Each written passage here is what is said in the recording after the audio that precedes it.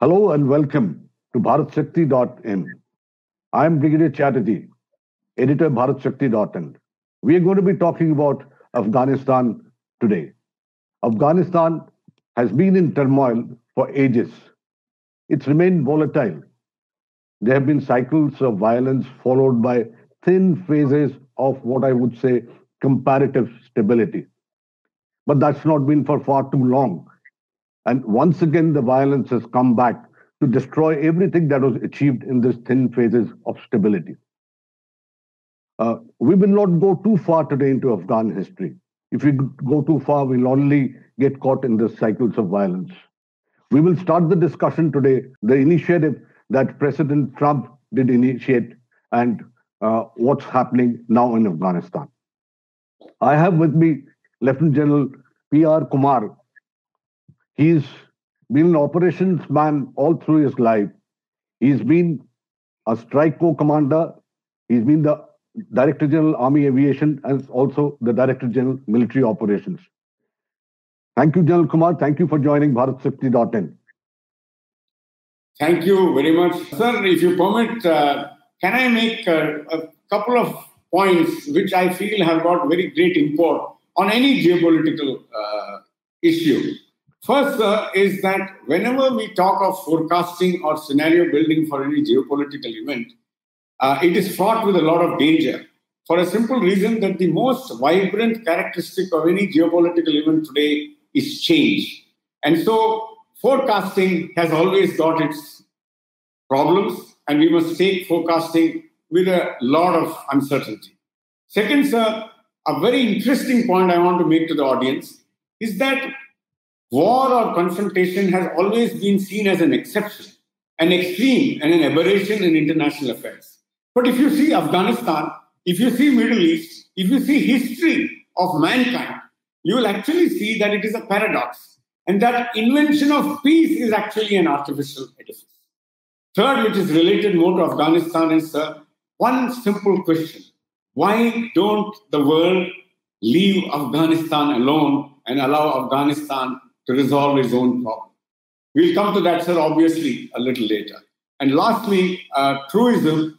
India, frankly, does not have dictatorial or pivotal political and geostrategic heft to actually be a decisive player for the future of Afghanistan.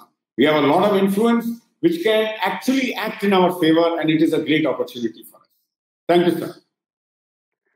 Thank you, General. I think that was a very wonderful start to the discussion that we're going to have today. Let's get down to a couple of issues that I would like to throw up and ask for your comments. The first one being, of course, it's a geostrategic trouble spot, like you said, for decades. So we'll cut the chase like I defined in my opening remarks and start from the Trump era. Can you provide a broad overview of what Trump did and what's there for Joe Biden now to carry forward? What are the broad proposals of the Biden plan?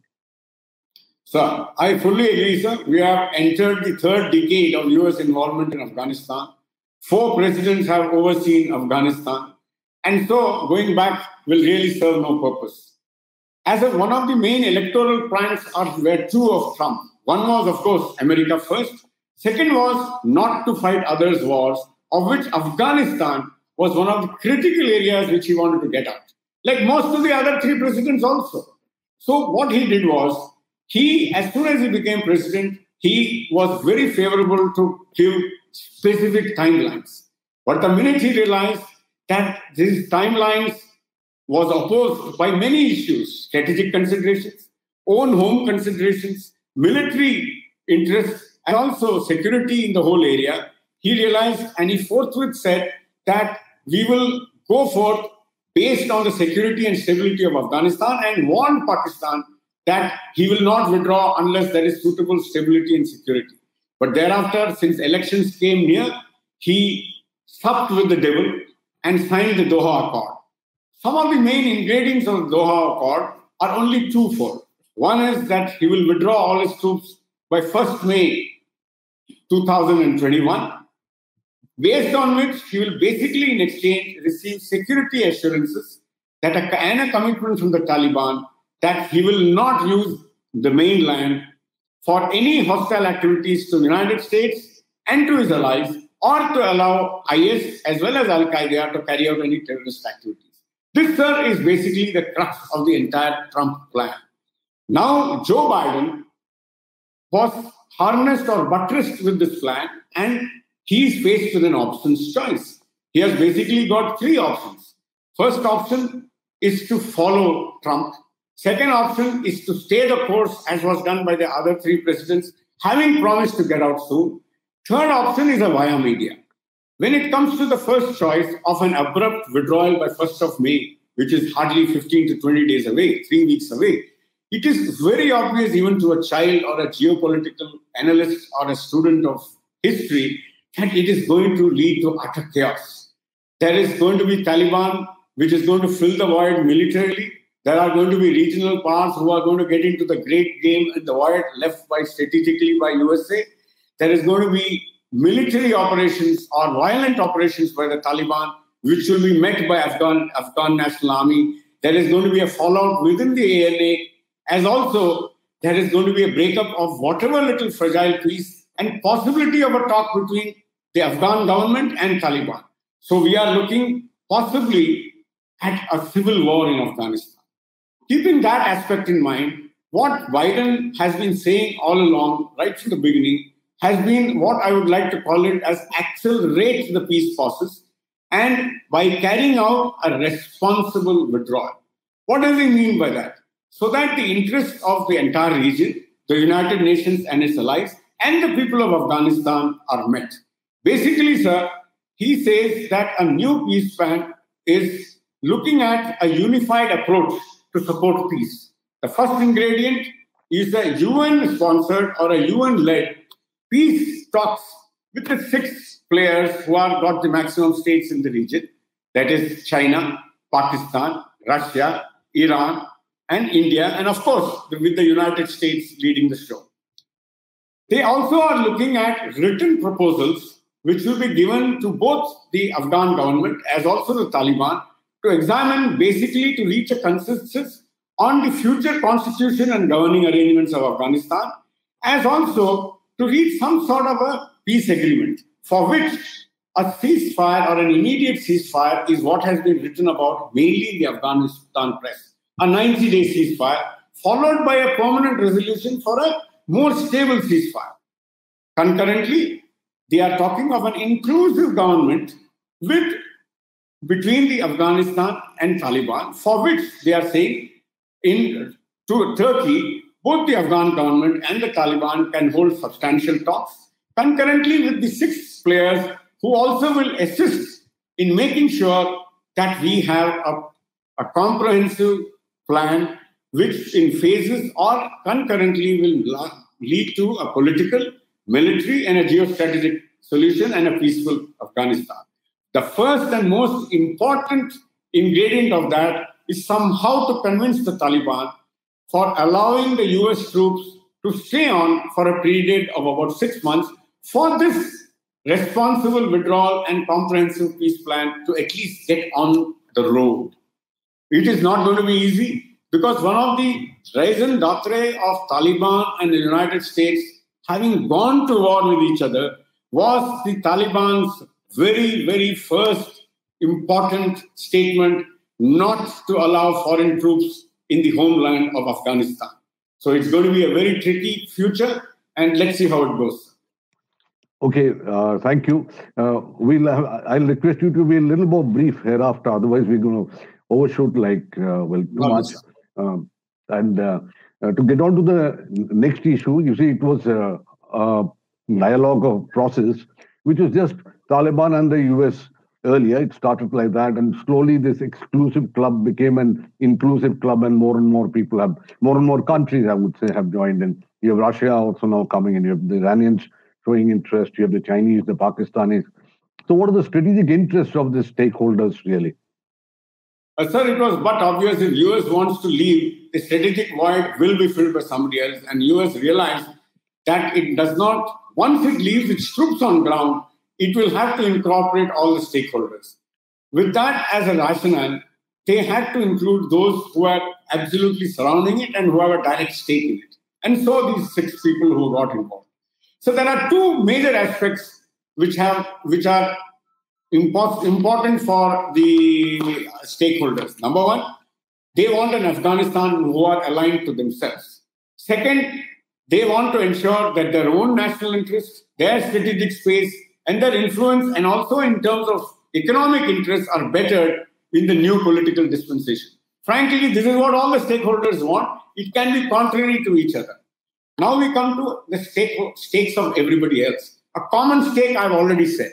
As far as China and Pakistan are concerned, one of their important stakes is to make sure India is out of the reckoning or lose any sort of influence as far as Afghanistan is concerned, for obvious reasons of keeping India confined internally within South Asia, internally within its borders, and also ensure that we are embroiled in this area so that we do not expand to what we wish to do as a regional power. Second, they would like to use the absolute aspect of ambiguity of operations once Taliban actually comes to power, which they hope to do once America leaves, to use the firepower of the Taliban, the jihadi and fundamentalists, to ferment more trouble internally and externally as far as Pakistan is concerned. As far as India is concerned, pardon. Individually, sir, Pakistan obviously gains more political heft. The longer the conflict or the faster America leaves, they hope that Taliban will be under their control. Their link, let us first, you must assume that Afghanistan is the link to Middle East, to Central Asian republics, on to Europe, to Russia, on to Iran. It is also, if you look at it in a different angle, it is the underbelly of all these places. So not only do you have an advantage positively, you can hurt those individuals negatively. This is a very important point as far as Afghanistan is concerned, and that is why all these players would love to fill the void. Apart from what I said about Pakistan, he gets a strategic depth. He hopes that the Durand Line aspect will be resolved slowly. He will get entry into Kar. He has an influence on Iran, through whom he also has influence on the Kingdom of Saudi Arabia, and also Iran. So he's got a lot going for him in case Afghanistan is aligned to Pakistan's ideas and strategic interests. China, in a way, piggybacks on Pakistan, but has its own interest and has certain commons with India also in terms of fundamentalism, as far as Xinjiang is concerned, as far as Kashmir is concerned, but he will go along to ensure India does not have a stake. Iran, sir, as you are aware, is the Shia, the head of the historically being the ideological head of Shia Iran, and is very, very enchari of Sunni Taliban and Sunni Afghanistan. So to keeping that aspect in mind, he has started having a dialogue with Taliban, and he wants to make sure that whatever is the future of Afghanistan, it is Iran friendly, and he has started having a lot of conversations with the highest stakeholders and senior leadership of the Taliban. He will also align himself with China, Pakistan, Turkey, and Russia to ensure the new dispensation is aligned as far as possible as far as Iran is concerned. Russia, sir, to that extent, the heightened instability, insurgency in the Kar region and onto the borders of Russia, as also the drug trade, which is totally destabilizing Russia, are the 2 main aspects which they are concerned about. All in all, everybody has a stake in Afghanistan as far as they are concerned. Right. Thank you. I'll go a little further and will request you that what are the Indian strategic interests in Afghanistan? How far is the Indian influence in finding an Afghan solution? We are sitting on the table, but how much is our influence really? Sir, that is a very investments also. And a very important and obvious question. I would like to be a contrarian here. And though I have no intention of being dramatic, there is no existential strategic interest as far as India is concerned, nor can it make any pivotal change. It's a brutal, honest assessment, sir. If you really look at the strategic interest of India with Pakistan, except what I said earlier as far as the other countries are concerned, an Afghanistan which is aligned to India, an Afghanistan which is secure, and better the future prospects of India in terms of geopolitical space, economy, and entry into CAR and into Iran and others. That is the case with everybody. We do not have the heft to actually change too much on the ground. However, we can influence things on the ground to suit us by actually tying up with the commons. For example, Iran is very wary of Sunni Afghanistan. And to that extent, it is opposed to Pakistan. And to that extent, it will become send overtures as far as India is concerned. Similarly, India views Russia more as a balancing player. China has his most biggest worry is Islamic fundamentalism and jihadism spreading further into China mainland and into Xinjiang. Again, it is a common. So when we work out all these scenarios, I find, and with the political heft and the status given to us by the United States in the high table, I feel India can actually influence the future of Afghanistan and future Afghanistan in a very, very major way. And very interestingly and ironically, sir, India is the only country who can talk to all of them. For example, Iran, China, Afghanistan, United States, Russia. Each one is ideologically and currently, even geopolitically and geostrategically, are at odds with each other. Pakistan, in any case, will be the lone wolf. But all the others, we are, in fact, in the high table, could be the most respected member who has traditionally been almost altruistic as far as Afghanistan is concerned. Our very actions on the ground, our infrastructure development without any other geostrategic and geopolitical or military moves has told the world that India is most altruistic as far as possible in geostrategic terms. So India is having a very interesting choice. Some may say, I started by saying we have very little existential interest and little influence, but I myself told you that we are in a very major position to influence the future of Afghanistan. All right, one last question, General. How do you expect these talks now that you have so many stakeholders there sitting across the table over there? How do you expect them to progress? And what is the bottom line for an agreement to really be involved? Sir, before that, I did think of three important things as far as India's strategy to go forward. There are three important things. First is we must broaden our diplomatic engagement. I think it is time we had a special envoy to Afghanistan, which will focus both on the Afghan government and Taliban. It will be disliked by the Afghan government, but they are also realistic that without Taliban, the future of Afghanistan does not exist. He's such a big player. Second, sir, we must enhance further our multidimensional approach in all spheres. And lastly, we must carry out this regional cooperation. Now, coming back to your question, sir, I think that let us look at the bottom line first. I feel that imperative that we start with a ceasefire forthwith, which can be extended into a more comprehensive and permanent ceasefire. The second is United States diktat. It still has the influence, while it is allowing the void to be filled and other players to take interest, because it cannot leave it in a void, but at the same time it should leave it filled in a space which is aligned to United Nations interests, is to ensure that there is no interest or interference by the other players which will actually harm United States interests. And we are totally aligned to the United States. Interestingly, out of the 6 countries, or rather the 5 countries, India is the only country which will prefer and like the United States to continue with its involvement and direct military involvement in Afghanistan because it suits us in every which way.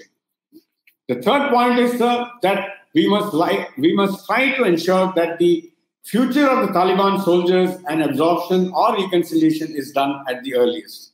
Fourth is we must look at a bipartisan body to discuss the constitution and type of governance. For example, sir, right from the beginning, one of the main disagreements between Taliban and the government is what should be our constitution and what should be the type of governance, even whether Afghanistan needs or wants a democracy. So unless we reconcile this with a non-partisan body within the Afghan polity, with respected leaders from all walks of life, the future is quite bleak. This is more important than even the ceasefire, as important as the ceasefire. And lastly, sir, we must have a time-bound elections. And these are the red lines. And I feel that if all 6 players get onto the table and show maturity and come out with a roadmap which first ensures a ceasefire, second ensures the talks between Taliban and Afghan, third, forming of an interim government involving Taliban and the current dispensation, and fourth, draws up a time-bound, fresh constitution agreeable to all. I think we are looking ahead in a good way. Thank you, General. Thank you, General. Thank you so much. Actually, Afghanistan is somewhere where the whole world is looking at for a positive development, something which can last, some agreement which can really take it to the next step and we find some peace there. Thank you, General, for joining us. Thanks from BharatShakti.in. Thank you so much, sir. It's been a pleasure, as always, interacting with you.